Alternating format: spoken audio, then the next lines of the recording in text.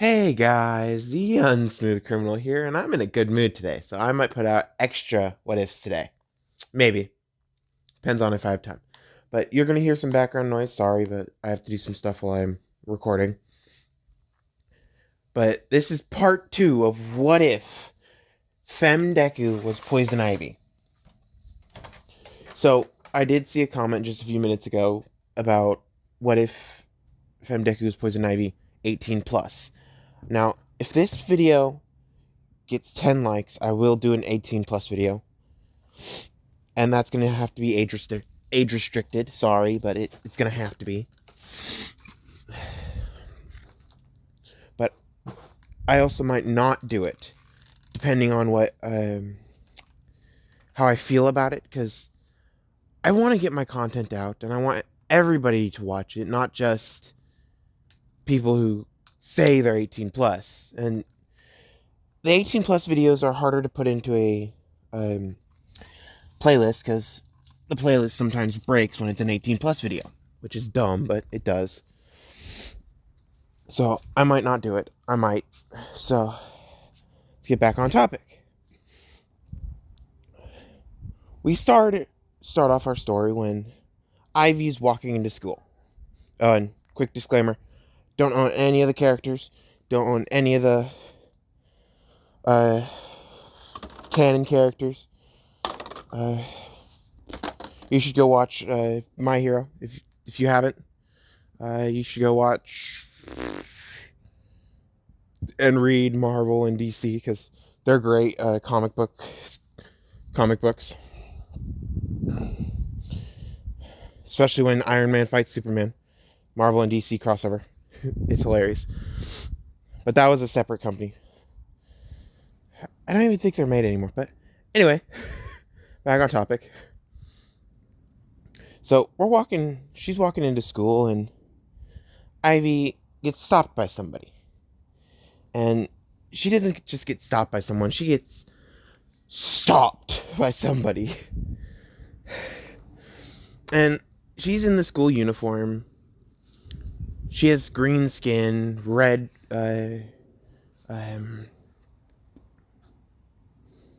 she looks like she's a redhead. She has ginger hair. And this man is like, I'm sorry, but you're not allowed on campus. And then she steps on campus and the door doesn't fall down. And he goes, oh, sorry, go on.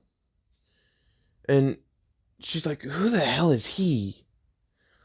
So she walks to the class and sees her father, her adoptive father, underneath his desk. And she asks, before anybody else gets there, who is the guy at the door, or the entrance of UA? And he says that is the new, basically, bouncer of UA, because it's needed for the people who pass and who fail, because some people who failed the entrance exam try to sneak back on campus. And we're entering the dorm system, so once everybody that passed enters the dorms, they just live on campus instead of having to come to campus every day. And she goes, okay, that makes sense. And she goes and sits at her seat, which is right next to a large window, so she has plenty access to sunlight. And go, Jack, go. My cat's being lazy. Jack, go.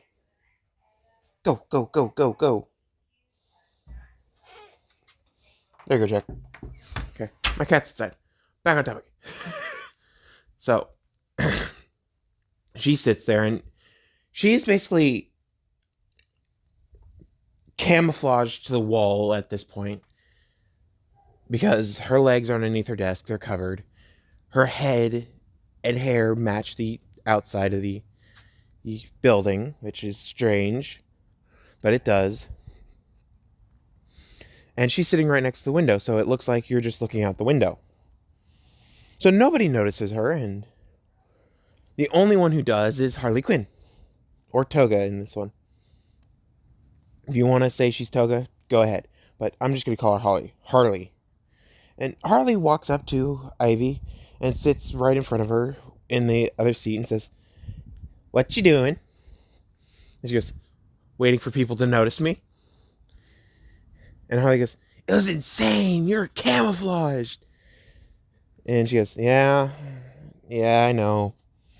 And she's just talking, and nobody's noticed her, even while she's talking. And Harley goes, "Man, everybody's too loud." She goes, "Yeah." So Harley, being the extrovert she is, says, "Shut the hell up!" And they all look at her and go, "What'd she say?" And Aizawa gets up at this point and says, "No, she's right." And she goes, "Thank you, Teach." And just goes back to talking to Ivy.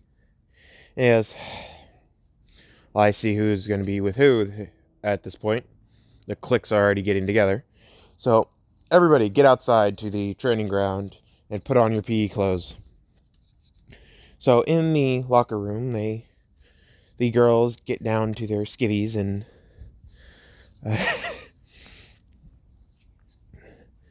they see that some of them are well built. Mainly Harley Quinn and Ivy. You look at Ivy and she has the sexy muscular body that girls have. And then you look at Harley Quinn and she's just ripped.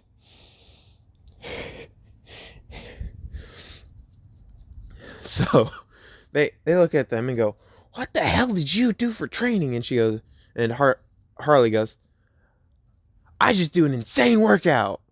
And Ivy goes, "I do nothing for training. I just sit in the sun." And they go, "Okay." And they're just weirded out because they finally noticed Ivy, and they're like, "Wait, are you even in our class?" And she goes, "Yeah. I'm the one who sits right next to the giant window that everybody ignored." And they're like, "What? There's a giant window in class?" And she goes, "Yeah, and there's a desk right in front of it, and I sit right in front of it." Like, "Oh, sorry." And she goes, "It's fine." So they get outside, and the guys are currently talking, and Bakugo, who noticed Ivy, but he still bullied her a little. He bullies everybody in this one. He's not that big of a douche, though. Has a crush on Ivy. Not the, "oh, I want to rape her" kind of crush, which some people have, and it's not very good for people's health. But it's the, "I like you and I want to ask you out, but I'm too scared to" kind of crush. So Ivy doesn't know her sexuality yet, but if anybody's read the Poison Ivy and Harley Quinn comics, you'll know her sexuality in the future. So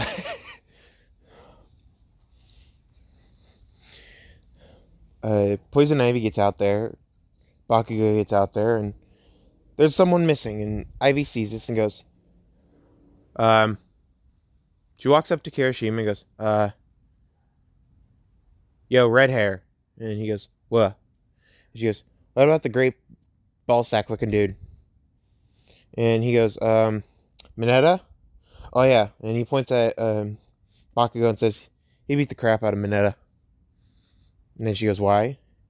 And he was about to say he was trying to peek on you when Bakugo says he was trying to peek on the girls. And she goes, "Oh, okay." And just walks away. And Kirishima was like, "What? That's not the full truth." And he goes, "Yes, it is." He goes, "No, yes, no, yes." And they start arguing, and he starts getting the nickname Shitty Hair. Duh, that's where I have to make it come from. And we get on to the tests, and Poison Ivy looks like she's just going to throw a normal distance. But when it's the ball throw, she gets over 300 meters.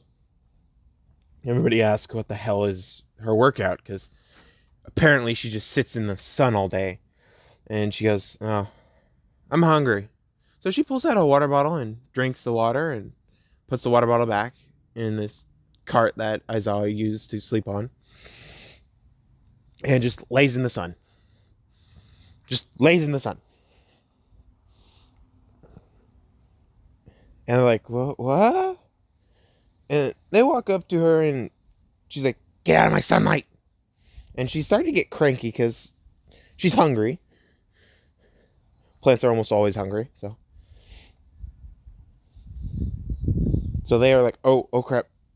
So they walk around so they're not in their sunlight, and they ask, what is your quirk? And she says, my quirk is the ability to control and talk to plants, and it has mutated since I was little. Since ever I was little, and I gained the ability to use photosynthesis to eat. And they look at her and go, what? And she goes, yeah, I'm basically a plant myself now. And I go, okay. That makes absolutely no sense. And she goes, just think of this.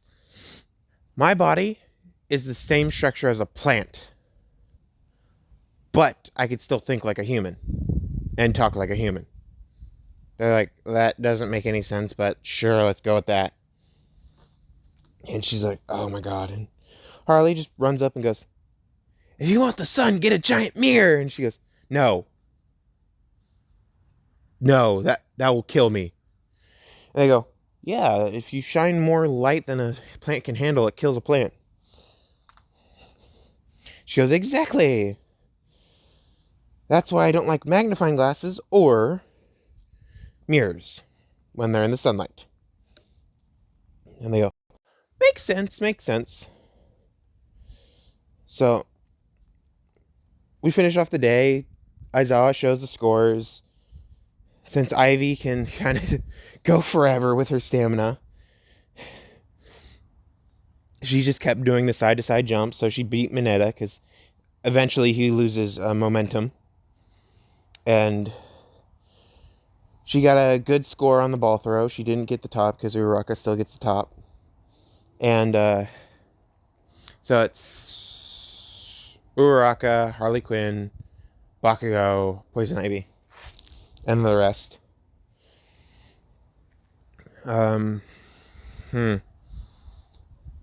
Ida still got the fastest.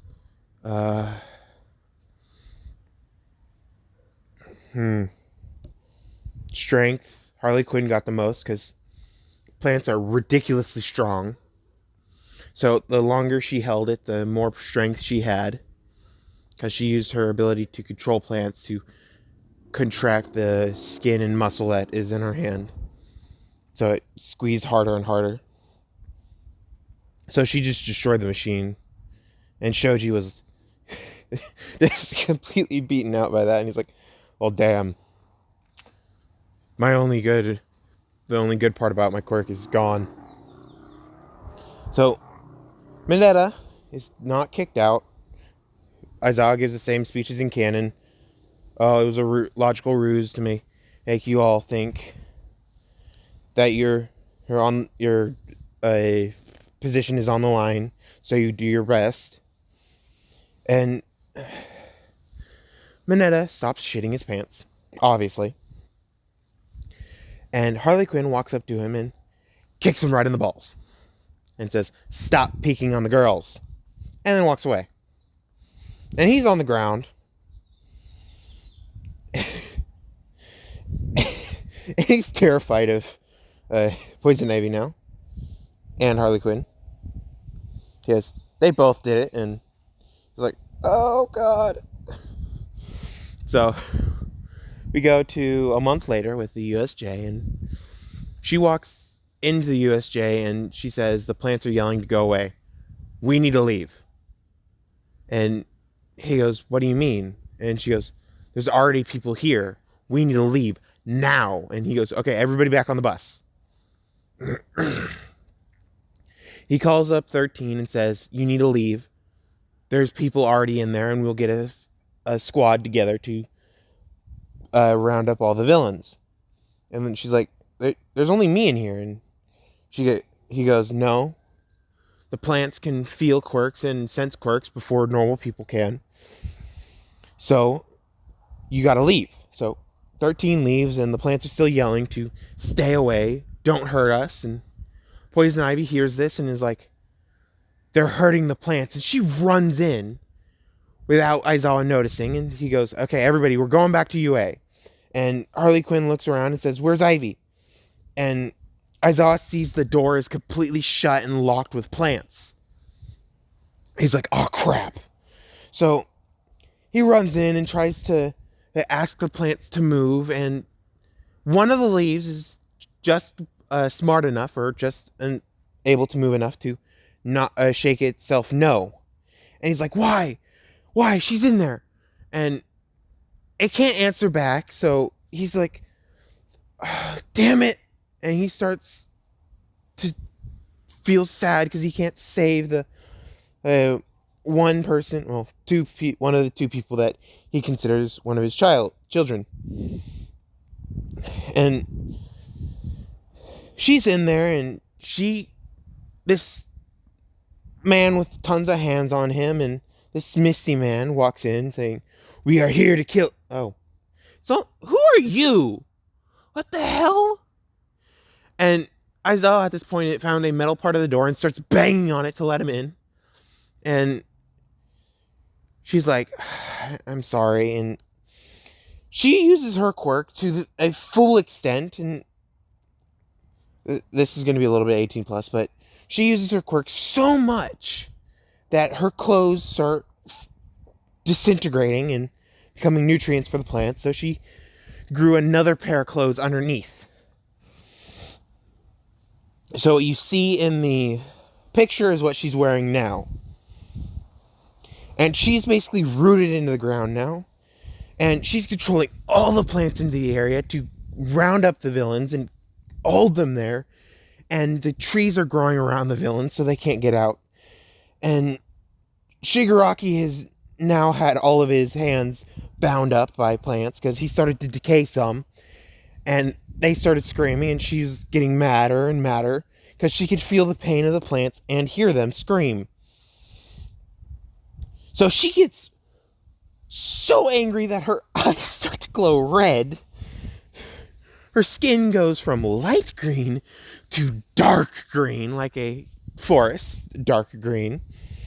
And she controls all the plants in the area so well that it traps Kurogiri, all the villains, the Nomu, which can't move now, and Shigaraki, so he can't use his quirk. And since her biology has changed to a plant, All For One shows up and tries to take her quirk. But he can't, because he can't take it from plants. He can take it from humans, not plants. He tries to take her quirk and nothing happens, and he's like, what the hell are you? And she goes, I'm a plant now. And she just makes a big wooden fist on hers and slams him upside the head with her full strength. And she feels the pain from it because it's basically grown off of her and it completely shatters when it hit him. So he has splinters in his face, and yes, splinters in his face. So she sees that he's charging up a fire blast to burn away plants, and she gets pissed off again because he's going to kill more plants. So she uses her quirk again and uses the splinters and makes him shred into his face. So he has a giant wooden spike going through his face.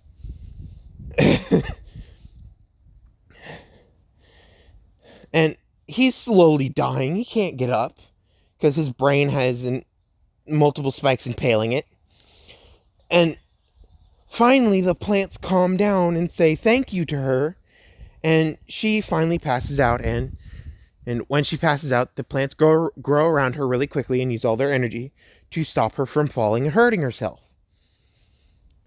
And 13 hours later, All For One has been absorbed by the plants. His blood's gone. And since he was absorbed by the plants, they gave her some of his blood. So his blood transfers into plant blood. blood made out of plant materials, and she gains all for one. You see, you see, you see a pattern I have here? And that's very important, that she gained all for one. So, now that she has all for one, she wakes up slowly and sees that this entire USJ, the Unforeseen Simulation Joint, is now an atrium. A atrium full of just wild-looking plants that have mutated slightly. And she sees the villains are still trying to strain against the plants, and they're getting nowhere. The Nomu just stopped moving completely, and Shigaraki is just yelling, "What the hell? Who are you? You cheated! You cheated!" And she finally walks up to the door, and she's changed. She's dark green skin. She has her leaf clothes on, and she has her darker red hair, like you see in the picture. It's that color red now. Actually, it's not this color red. It's this color red. That dark of red. And she opens the door, and Aizawa finally, he came in with a bunch of plant people so they could help remove the door without harming the plants. But the plants start to retract and shrink and go away, and he goes, "Oh, she's finally coming out." And he sees her and immediately runs up and hugs her. He hugs her really tightly, and she goes, I'm fine. And he goes, "Yes, but you still scared me half to death." And she goes, oh, sorry. And she walks to the edge of the street and is like,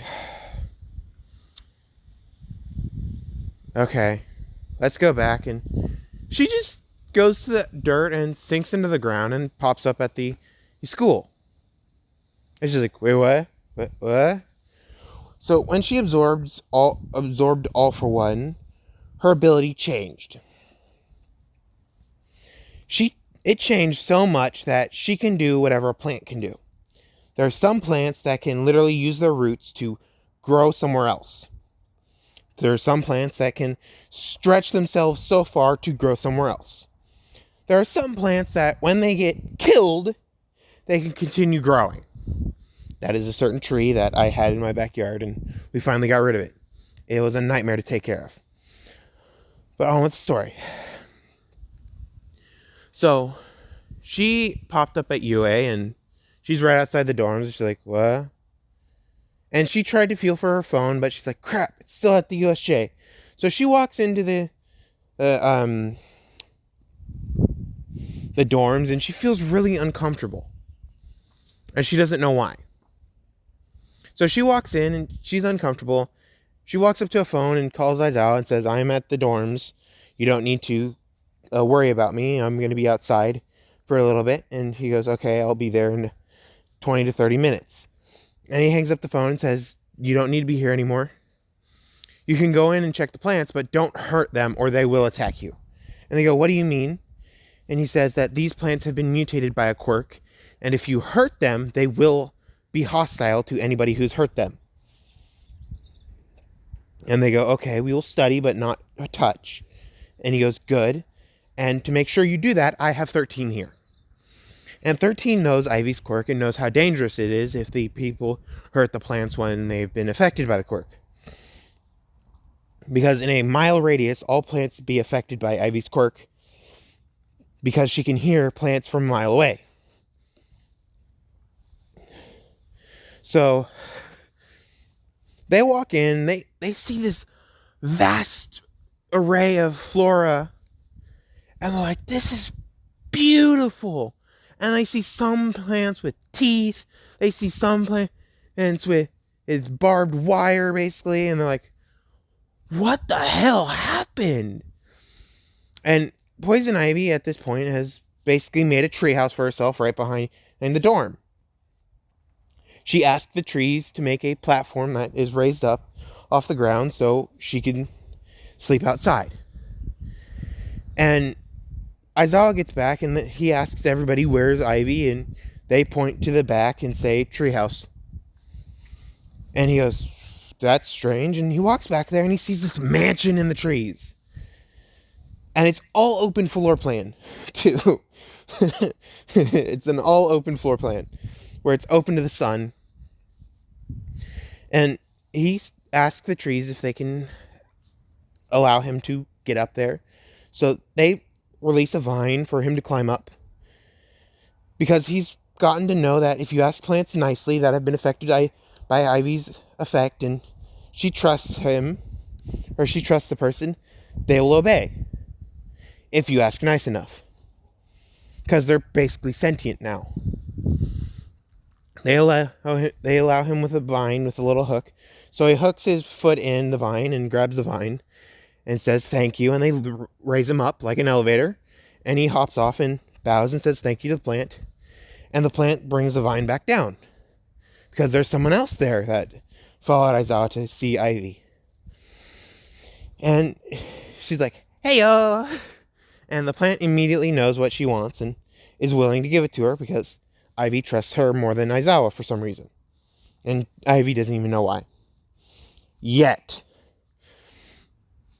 And Harley Quinn gets up there after Aizawa finds Ivy and says, I've been worried for you. And she goes, yeah, apparently my quirk evolved again. And he goes, what do you mean? And she goes, well, while you guys were outside, I ran in and messed with the flora and fauna, so they're now fauna, not flora anymore. And he goes, what? She goes, yeah, they're predators, not prey anymore.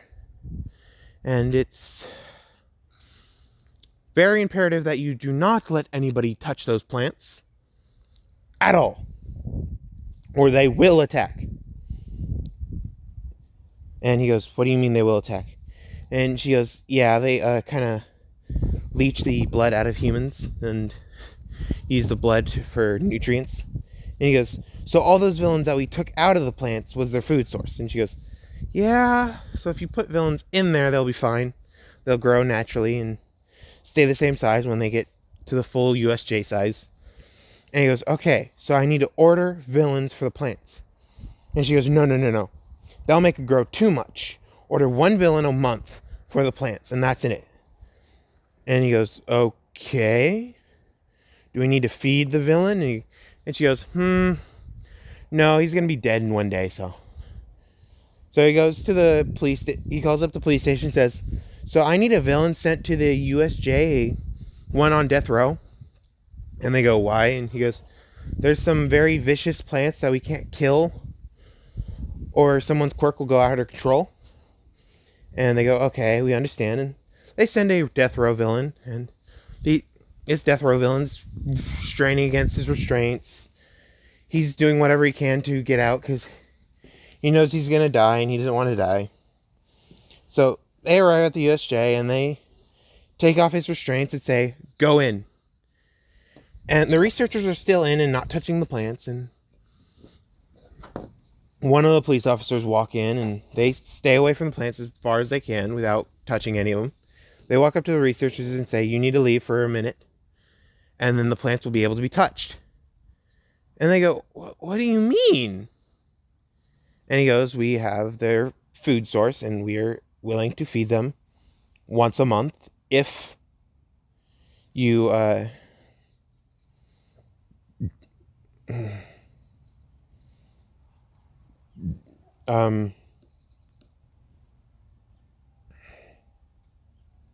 come with us.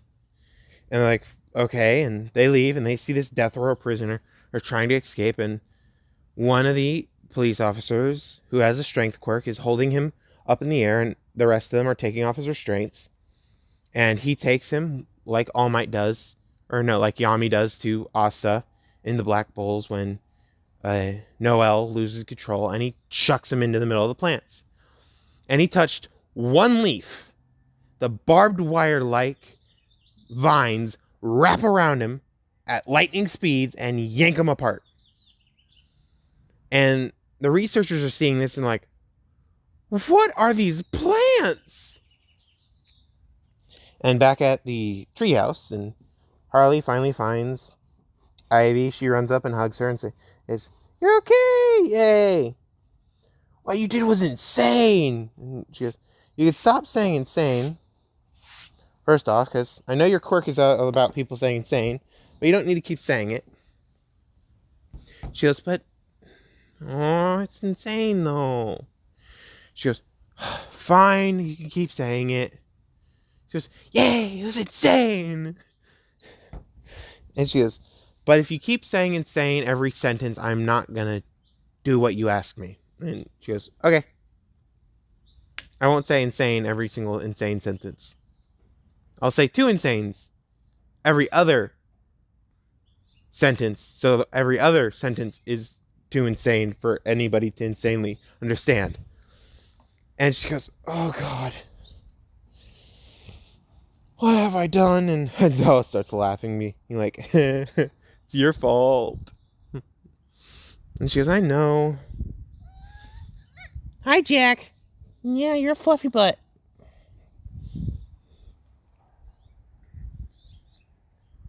Yeah, there you go. So that's the USJ event, and we skip a month, and it's a month before the uh, sports festival. I'll be right back. Yes, this is my cat. Hi, Jack. Hi, Jackies. Yes. Hi, Butthead. So, after a month, Ivy finally understands why she's so trusting of Harley Quinn, and she walks up to Harley Quinn one day while she's outside of the dormitory and asks if Harley Quinn wants to go out with her. And she's nervous about this, and Harley Quinn goes, "Yeah, let's do it. Let's have an insane date." And she starts saying insane again, and she goes, "Oh God, what have I done?" And Harley Quinn goes, "You're going to have an insane time with me." And Harley Quinn's quirk, I'm going to go in more detail about it, is anything that you think would be insanely impossible or just insane to have on a creature or a human, Harley Quinn can use and make. So that insanely huge hammerhead on this tiny little stick, and it's not supposed to work, stays together and works perfectly well for Harley Quinn. But once someone else grabs it, they can't lift it and they can't use it. And it's insane for a female to have a dick, and she can.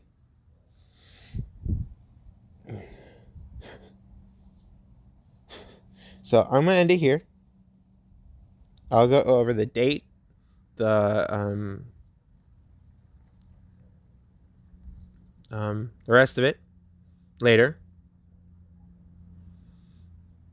I'm gonna do my what if deku had a cyberpunk quirk later. And if you guys haven't seen that one, go check it out. It's really freaking good. But hopefully you guys enjoyed. Talk to you guys later.